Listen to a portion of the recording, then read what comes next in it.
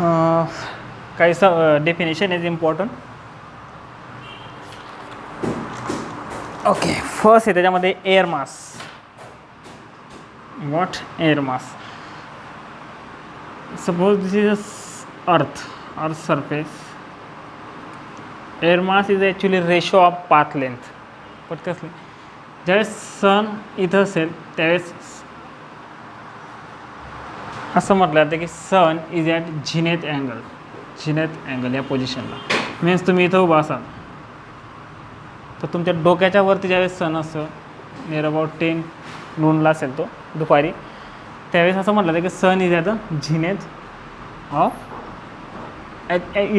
Sun is at a zenith. Okay. नंतर earth rotate होते, सन तर रोटेट होत नाही, अर्थ रोटेट होते. ॲक्च्युली रिव्हॉल्युशन अर्थचं होतं. आणि काही वेळानंतर तुमची पोझिशन इथं येऊन जाईल. तुमची पोझिशन काय इथे, त्यावेळेस सनपासून तुमची जे पोझिशन असेल हे का असेल, चेंज असेल. आता काय, अर्थच्या आउटसाईडला काय ॲटमॉस्फिअर आहे. हे जे डिस्टन्स बघितलं हे अँड हे ॲटमॉस्फिअरमधलं डिस्टन्स. ओके, हे जे डिस्टन्स ऑब्वियसली हे डिस्टन्स काय लार्ज आहे ॲज कम्पेअर टू दिस. ॲटमॉस्फिअरमध्ये का तर ज्यावेळेस सन रेडिएशन येतात तर सन रेडिएशनमधून काही रेडिएशन हे ॲब्सॉर्ब केले जातात, काही स्कॅटर होतात, काही रिफ्लॅक्ट होऊन जातात, इथून असे रिफ्लॅक्ट होऊन जातात. ओके, तर जेवढं जास्त ॲटमॉस्फिअर ऑब्वियसली तेवढी कमी रेडिएशन अर्थपर्यंत पोचतात, तुमच्यापर्यंत पोचते. जिने ते इथं ॲटमॉस्फिअर कमी येतं, कमी ॲटमॉस्फिअर म्हणजे रेडिएशन ॲब्सॉर्प्शन जे होईल ते कमी होईल, ह्या पार्टमध्ये जास्त होईल. अजून कोणी इथं असेल सपोज तर त्याच्यासाठी अजून जास्त रेडिएशनला ॲटमॉस्फिअरमध्ये त्यांना जास्त पाथ कवर करावा लागतो. काय करावं लागतं, जास्त पाथ त्याला कवर करावं लागतं. जेवढा जास्त पाथ कवर करेल तेवढे त्याच्यातून एनर्जी ॲब्सॉर्ब केली जाईल इन ॲटमॉस्फिअरमध्ये. ओके, जर ॲटमॉस्फिअरमध्ये ॲब्सॉर्ब केली एनर्जी असेल तर ह्या पोझिशनवर तुम्हाला जी एनर्जी मिळणार आहे ॲज कम्पेअर टू दिस ही कमी असेल. तर एअर मास काय, air mass the ratio of path length. Ratio of path length when, केव्हा ऑड पोझिशनला असाल तेव्हाची पाथ लेंथ टू ज्यावेळेस सन झिनेथवर असेल म्हणजे तुमच्या डोक्यावर असेल, तुम्ही या पोझिशनला असेल तेव्हाची पाथ झिनेथ. आपण नोटबुकमध्ये दिलं आहे मी, ते काही एवढं लिहित नाही. ओके, ॲट सी लेवलला बघितलं तर एअर मासची व्हॅल्यू येते M is equal to 1. Sun is directly on the head असेल मीन्स झिनेथवर असेल त्या याची व्हॅल्यू येते 1. व्हाय? कारण path length of radiation and zenith same होऊन जाईल तर याची व्हॅल्यू ऑब्वियसली काय होऊन जाईल 1 एवढी होऊन जाईल. तुम्ही सनपासून लांब डिस्टन्सवर आहे झिनेथपेक्षा इथं असाल तर एअर मास काय येईल, एअर मास येईल जास्त येईल. नंतर 2 पण येते, इक्वेटर पोल अशा व्हॅल्यू दिल्या असते. 2 पण जास्त काय येईल कारण ऑब्वियसली ही पाथ लेंथ जास्त आहे as compare to zenith path length.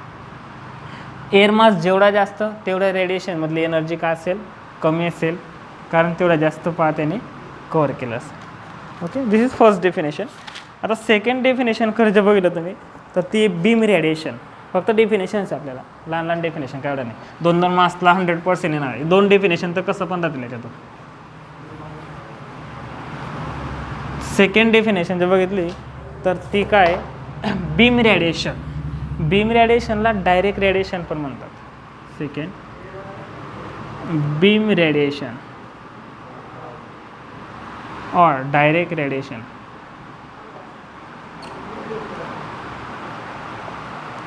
Beam radiation, direct radiation.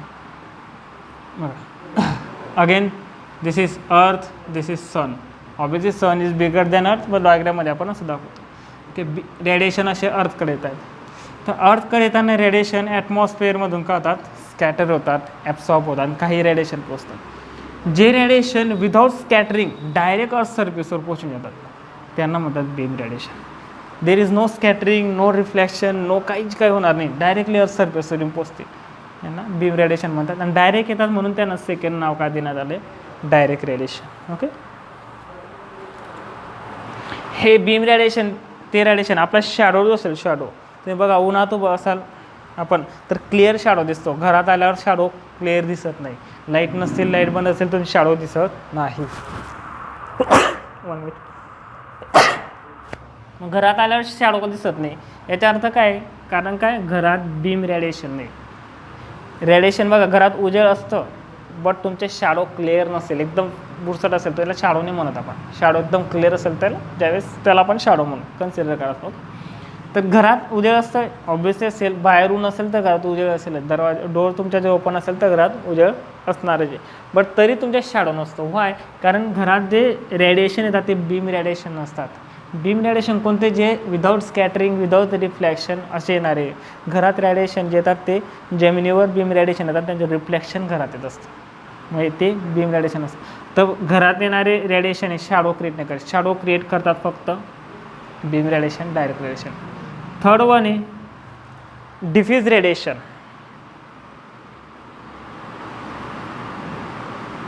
Third one काय? Diffuse radiation. डिफ्यूज रेडिएशन कोणते? जे स्कॅटरिंग होऊन येतात, रिफ्लॅक्शन होऊन जातात. जस्ट लाईक तुमच्या घरातले जे रेडिएशन आहे, घरात आलेलं जे उजेड असेल, लाईटचं नाही, मी सनमुळेच सांगतोय. दुपारी जे आपल्या घरात नॉर्मली उजेड असतं ते कशामुळे असतं? डिफ्यूज रेडिएशनमुळे असतं. ओके. डिफ्यूज रेडिएशनची तुम्ही डेफिनेशन बघितली तर काय? The solar radiation that receive from sun after the direction has been change. Obviously बघा, डायरेक्ट जे बीम रेडिएशन सनपासून डायरेक्ट अर्थवर येतात. डिफ्यूज रेडिएशन काय? ते बीम रेडिएशन रिफ्लॅक्ट झाल्यानंतर जे मिळणार होते, म्हणजे त्यांचे डायरेक्शन चेंज होऊन गेलं आहे. सनपासून नाही आले, ते डायरेक्शन चेंज झाल्यानंतर मिळालेलं असते. स्कॅटरिंग होते ॲटमॉस्फिअरमध्ये.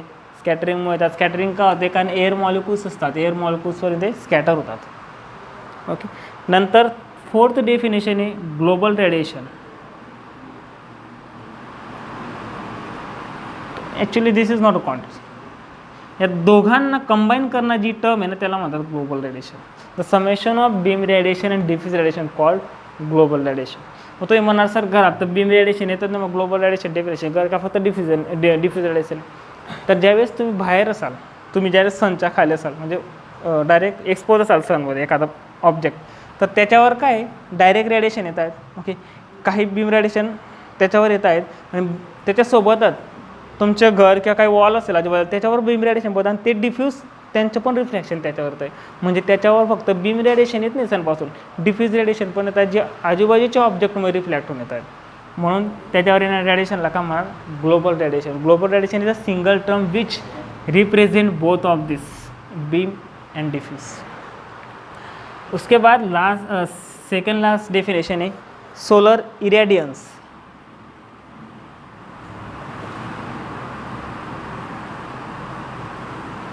Solar irradiance. इरेडियंस मीन्स ज्यावेळेस रेडिएशन येत आहे, ऑब्वियसली याच्यात काय एनर्जी. ओके. याच्यात काय एनर्जी. एनर्जी म्हणजे काय? पॉवर येते त्याच्यात. ओके. द सोलर इरेडियन्स म्हणजे काय? Power per unit area receive from sun in the form of electromagnetic radiation. सनपासून जे एनर्जी येते ती हीट एनर्जी असते. ओके. ते कशाच्या फॉर्ममध्ये येते? Electromagnetic radiation. Electromagnetic radiation. आता मी काय करतो, एक एरिया इथं ठेवला सनमध्ये, त्याच्या युनिट काय असेल? पर युनिट एरिया, म्हणजे स्क्वेअर घ्या का काही पण घ्या. तर ह्या एरियावर जेवढे बीम रेडिएशन येत आहे, जेवढे बीम रेडिएशन येतात त्याच्यामध्ये किती पॉवर आहे? Means power per unit area receive by earth from sun called solar irradiance. Okay. किती पॉवर रिसीव्ह केली आहे पर युनिट एरियामध्ये, ते म्हणजे solar irradiance. Okay. And last definition आहे सोलर इन्सोलेशन. सोलर इन्सोलेशन साधन सिंपल नॉर्मल डेफिनेशन काही नाही त्याच्यामध्ये. Solar radiation on to object. एखादा ऑब्जेक्ट ठेवला तुम्ही, एक्सपोज केला, डायरेक्ट सनच्या समोर ठेवला तुम्ही अर्थवर, तर त्याच्यावर किती सोलर रेडिएशन फॉल होत आहेत, इन्सिडेंट होतात, त्याला म्हणतात सोलर इन्सोलेशन. अशा ह्या 6 डेफिनेशन आहेत. या 6 डेफिनेशनमधून 2 डेफिनेशन नक्की येतील, ही श्युरिटी मला.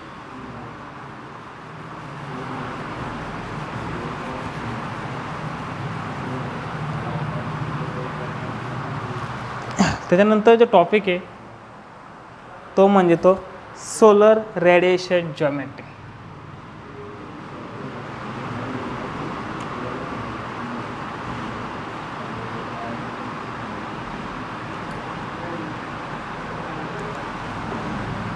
सोलर रेडिएशन आपल्याला काय हवं आहे, सोलर एनर्जी यूज करायची म्हणून त्याची जॉमेट्री काय आहे, कारण बघा प्रत्येक वेळेस एव्हरी टाईम ज्यावेळेस तुम्ही बघणार तर तुम्हाला सेम सोलर एनर्जी मिळेल असं नाही, तुमच्या पोझिशनवर डिपेंड करेल.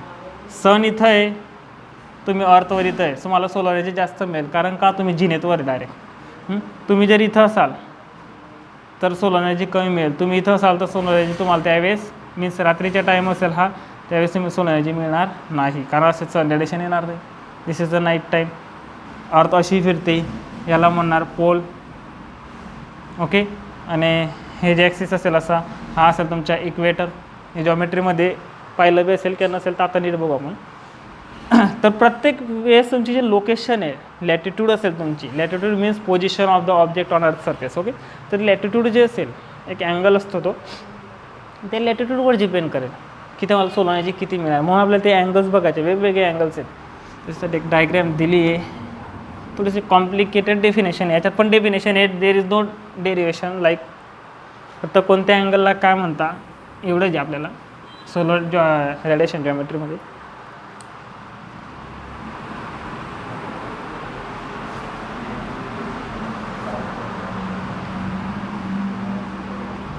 अर्थ ही ॲक्च्युली अशी इथे अर्थ डायग्रॅममध्ये पूर्ण नाही दाखवली, अशी अर्थ घेतलेली. ओके. इकडं सन आहे, सन मोठा असेल अर्थपेक्षा, पण आपल्याला दाखवायला इथं लहान घेतला सन. ओके. ही जी लाईन जी सेंटर ऑफ सन अँड अर्थला जोडणारी ही,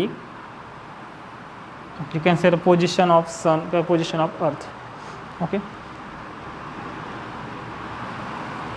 आणि ही अशी जी लाईन आहे, अशी असं जे हे दिसतोय, हा एक असा हॉरिझॉन्टल प्लेन आहे, याला इक्वेटर म्हणतात. या लाईनला का म्हणतात, इक्वेटर म्हणतात. ओके.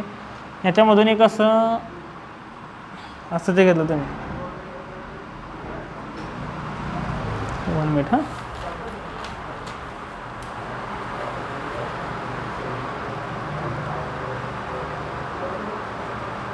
ओके.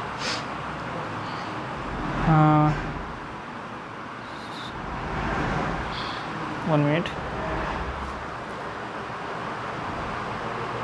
ओके.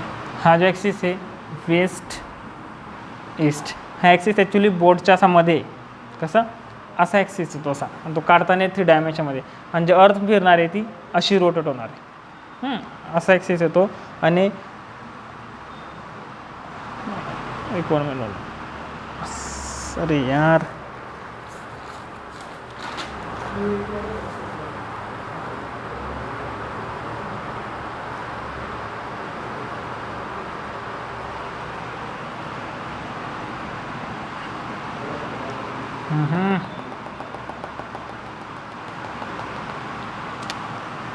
बोटच्या मध्ये जो असेल तो नॉर्थ साऊथ असेल, सॉरी,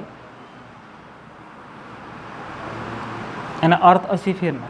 अशी फिरणार म्हणजे हे जे बघितलं ईस्ट वेस्ट असेल, अशी ज्यावेळेस अर्थ फिरेल, सपोज इथं माझी पोझिशन आहे, अर्थ फिरते, थोड्या वेळानंतर पोझिशन माझी कुठं असेल, असे असेल, थोड्या वेळानंतर कुठं असेल, थोड्या वेळानंतर means after some hours. Okay. 24 आवर्समध्ये मी परत रोटेट होऊन इथं येऊन जाणार आहे. ओके.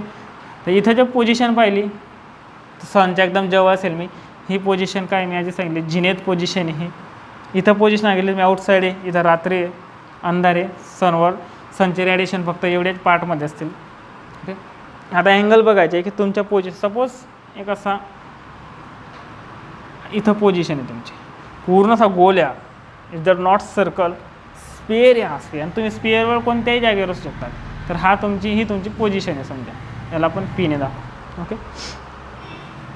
ही एक लाईन पोझिशन वेक्टर समजा तुमच्या, हा कुठून सेंटरपासून तर तुमची पोझिशन आहे ती सेंटर ऑफ द अर्थपासून. ओके. हा एक इक्वेटर काय प्लेन आहे, याला जर कट केला मी तर तुम्हाला असा दिसेल हा प्लेन, असा इक्वेटर ॲक्सिसला आहे म्हणून त्याला इक्वेटर प्लेन असं म्हणतात. ओके.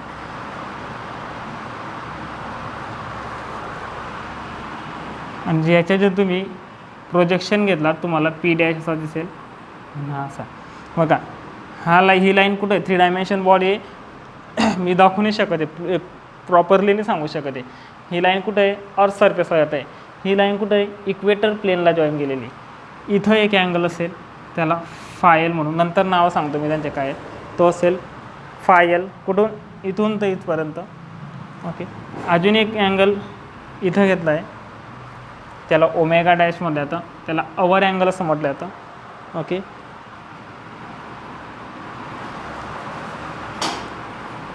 एस डॅशने दाखवला आहे. आणि हा जो अँगल आहे याला म्हणतात डिक्लेशन अँगल आहे, हा आहे delta. Declination angle, declination angle आहे. ओके. आणि याचे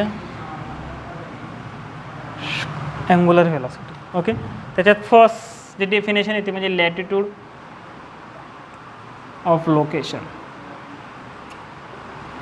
लॅटिट्यूड ऑफ लोकेशन ते दाखवलं जातं फाय एलने. ते लॅटिट्यूड ऑफ लोकेशन म्हणजे पॉईंट काय हा याचे लोकेशन, तर this is the angle between, this is the angle between और angle made by line O P. तुमचा जो पोजिशन वेक्टर आहे तो अँड इक्वेटर प्लेन जो आहे हा इक्वेटर प्लेनला ही जी लाईन अशी अशी हॉरिझॉन्टल, ही लाईन अशी हॉरिझॉन्टल आहे, ही जी लाईन आहे ना ओ पी डॅश ही हॉरिझॉन्टल आहे, हा त्याचा वर्टिकल लाईन. तर दोघांमधला जे अँगल असेल ना तो लॅटिट्यूड ऑफ लोकेशन असेल. ओके. याला अँग्युलर डिस्टन्स पण म्हणतात. North or south of equator measure from the centre of the earth. Center of अर्थपासून मेजर केला आहे बघा. हा इक्वेटर आहे, इक्वेटर म्हणजे इकडं कुठंतरी ही प्लेन अशी जाईल त्यावेळेस नॉर्थ आणि साऊथ दिसेल, इथं दाखवू नाही शकत मी. तर नॉर्थ आणि साऊथपासून हाईट किती, पार्टिकल कुठं आहे त्याची अँग्युलर डिस्प्लेसमेंट म्हणजे लॅटिट्यूड ऑफ द लोकेशन. और सिंपल डेफिनेशन काय, angle made by line O P means position vector of the location from centre with equator plane. What? With equator plane. Second angle आहे declination, तो दाखवला तो डेल्टाने. आता declination means हा काय अर्थच्या centre आहे, हा काय सनच्या सेंटर आहे. द अँगल कसल्यामध्ये बघा, centre of earth to the centre of sun जी लाईन जॉईन केली आहे तो, and the projection of line upon the earth of equatorial plane. याचं जे प्रोजेक्शन आहे हे काय असं, याचं प्रोजेक्शन आहे इक्वेटर प्लेनवर, लोकेशन काय तुमच्या असं, याचा जो प्रोजेक्शन आहे तो and center of the and the line which join the centre of earth to center of sun, याच्यामुळे जो अँगल असेल तो म्हणजे डिक्लिनेशन अँगल आहे. नेक्स्ट आहे ओमेगा. This is third. याला म्हणतात अवर अँगल. याला काय म्हटलं अवर अँगल म्हटलं. समजायला थोडं कठीण गोष्टी आहे, जॉमेट्रिकल आहे खूप, आणि 3 डायमेन्शन डायग्राम मी दाखवूच शकत नाही याच्यावर, म्हणून समजायला थोडंसं कठीण असेल ती. वाटलं तर इंटरनेटवर सर्च करा. तर अवर अँगल कशामध्ये अँगल आहे,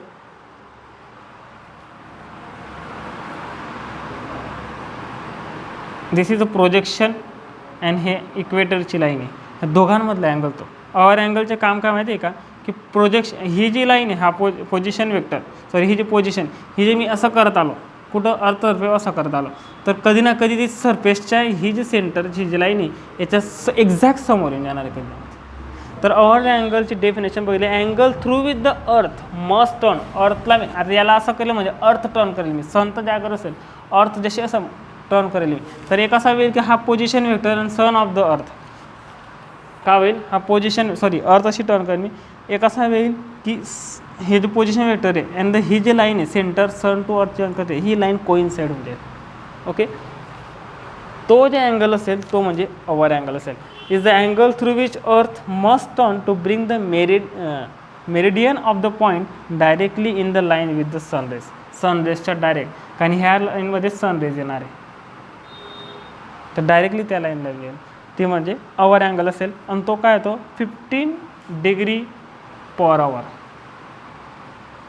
15 डिग्री पर आवर. ओके. नोट्समध्ये दिला आहे.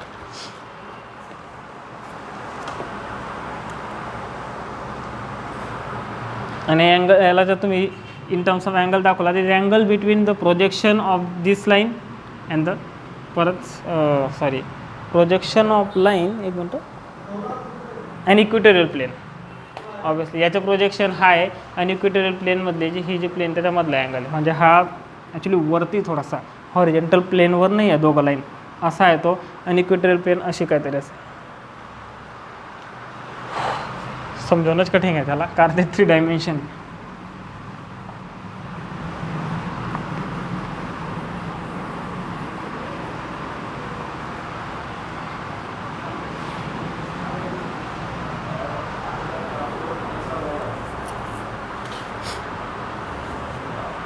याच्यानंतर 4th अल्टिट्यूड अँगल अल्फा. 4 आहे altitude angle alpha. Okay, altitude अँगलसाठी परत नवीन एकदा डायग्राम काढली, अर्थ दाखवली इन इलिप्स शेपमध्ये घेतला आपण अर्थ. दिस इज साइन, हा जो ॲक्सिस आहे हा वेस्ट, दिस इज ईस्ट. हा ॲक्सिस जे घेतला तुम्ही सेंटर या अर्थच्या नॉर्थ साऊथ, अँड कन्सिडर करतो आपण इथं काय सन आहे. ओके, सनची पोझिशन घेतली, position of line with join, position line ही कसली सनची जी जॉईन करते center of sun to center of अर्थ.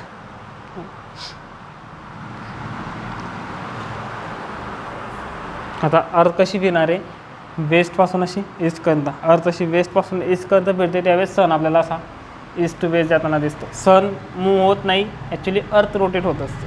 ओके, तर वेस्टपासून अशी अर्थ रोटेट होणार आहे. ह्याच्यात एक लाईन अशी जॉईन करू,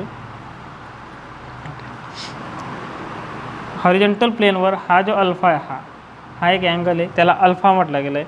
आणि तो अँगल म्हणजे काय, अल्टिट्यूड अँगल आहे. It is a vertical angle. What, बघा हा प्लेन कसा आहे, ही जी लाईन आहे अशी लाईन आहे ती, असं गोल नाही, तो हॉरिझॉन्टल प्लेनवर दिला, तर दाखवू नाही शकत त्याला मी. अशी लाईन येते. व्हर्टिकल अँगल काय म्हटलं आहे, ही पोझिशन अशी आहे,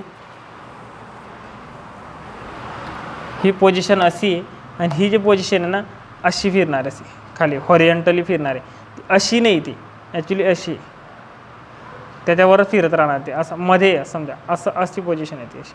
ही अर्थची व्हर्टिकल जाणारी आणि इथं हॉरिझॉन्टल असं पूर्ण गोल फिरत राहील.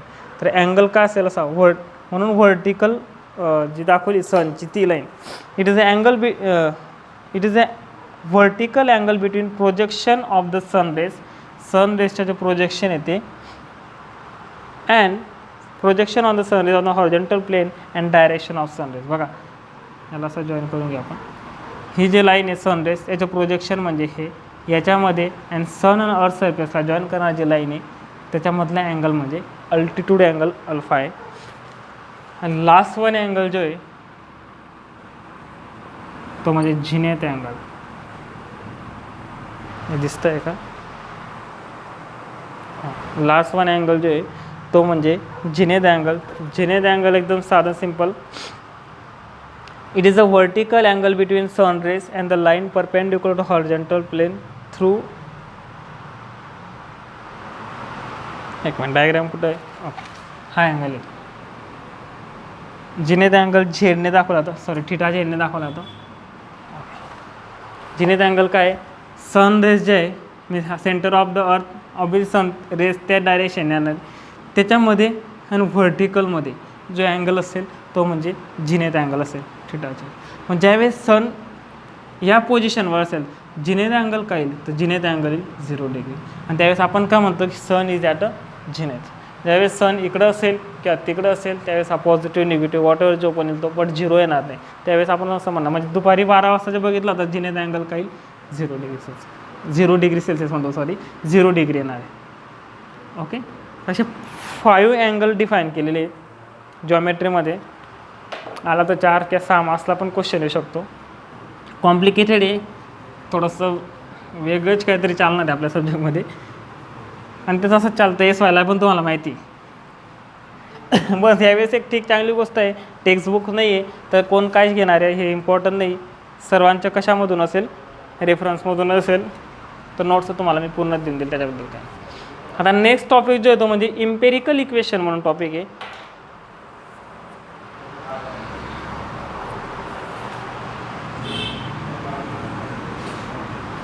Empirical equations.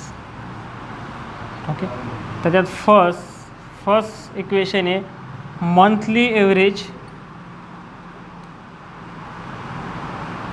ओके, सेकंड आहे डायरेक्टली ते मंथली एव्हरेजमध्ये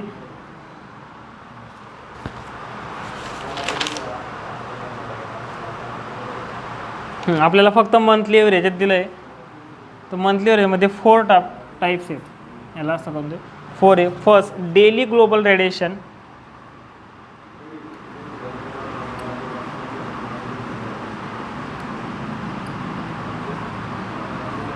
सेकंड आहे daily diffuse radiation.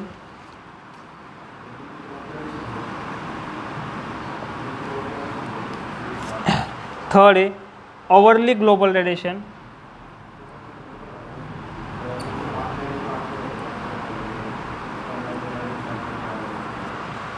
and fourth आहे अवरली डिफ्यूज रेडिएशन.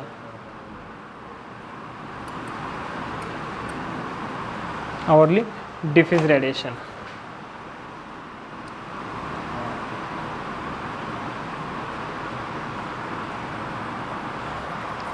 तर इम्पेरिकल इक्वेशनमध्ये याचे ॲक्च्युली डेरिवेशन आहेत, बट आपल्या सिलेबसला डेरिवेशनने आपल्याला फक्त काय त्यांचे इक्वेशन्स आहेत.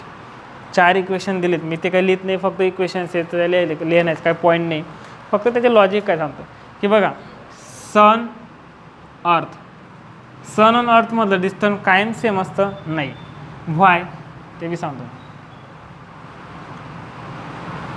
सनच्या रोटेशनचा पाथ हा आहे, सॉरी अर्थच्या रोटेशनचा पाथ हा आहे. काय तो इलिप्टिकल आहे. ओके, सन इथं असतो फोकसवर, अर्थ काय होते मूव होते. इथं ज्यावेळेस अर्थ असेल त्यावेळेस just farthest distance from the sun. इथं ज्यावेळेस असेल एकदम क्लोजर आहे. इथं सनच्या रेडिएशनची पॉवर जास्त असेल, ऑब्वियसली इथून ज्यावेळेस सन आहे त्यावेळेस पॉवरही कमी असते. ही फर्स्ट गोष्ट. दुसरी गोष्ट अर्थचा जो शेप आहे तो पण स्पेरिकलच येतो आपण नॉर्मली, पण तो स्पेरिकल नाही, तो इलिप्टिकल शेप आहे. थोडासा इलिप्टिकल आहे तसा. तो थोडासा इलिप्टिकलमुळे तुमच्या पोझिशन जे असतील, ज्या पोझिशनमध्ये रेडिएशन येणार आहेत त्यांचे डिस्टन्स व्हेरी होत राहतं. अजून एक गोष्ट, ज्यावेळेस सन इथं असेल जास्त रेडिएशन भेटते.